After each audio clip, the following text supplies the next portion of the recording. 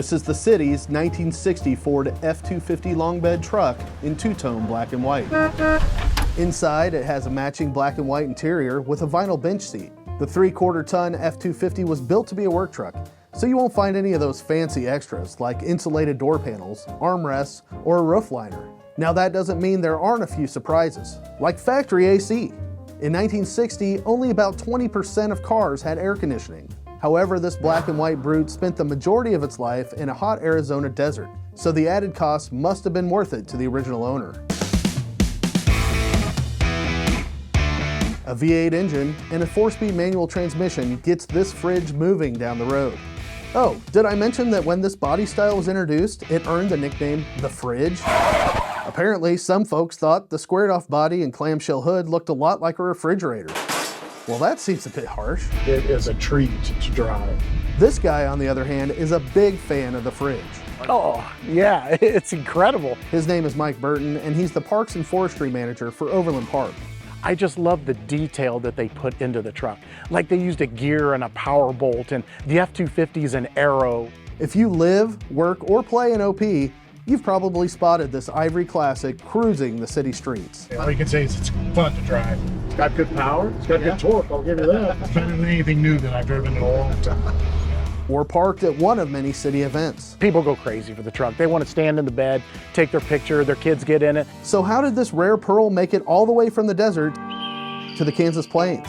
For that answer, we have to ask this guy. I was almost collecting cars when I was 16.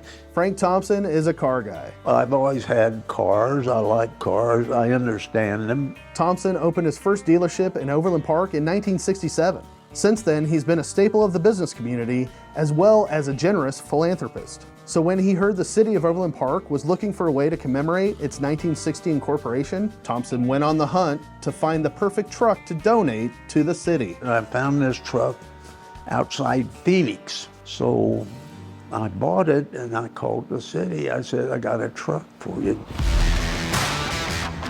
It was July of 2021, I believe, is when we took delivery of it. The Parks Department added a few unique touches like this throwback design of the city's logo and the addition of a fleet number. We dubbed it as 001, so that would be the first vehicle in our fleet, so we wanted to pay a little tribute to it back to 1960. Although the truck doesn't see much hard labor, Burton's not afraid to get it out of the garage and show it off. Everybody loves it. From the young kids to the old crowd. People come up to you and they go, oh, I remember when I had a 1960 this or a 1960 car, and you just make friends with it. And it seems to fit right in on the streets of Overland Park. It just puts you in touch with the road more. You know, I think that's the romantic piece of this is you really feel the road and how people felt when they drove the older cars back in the day. Best part about it is the reaction on everybody's face when they see you drive by.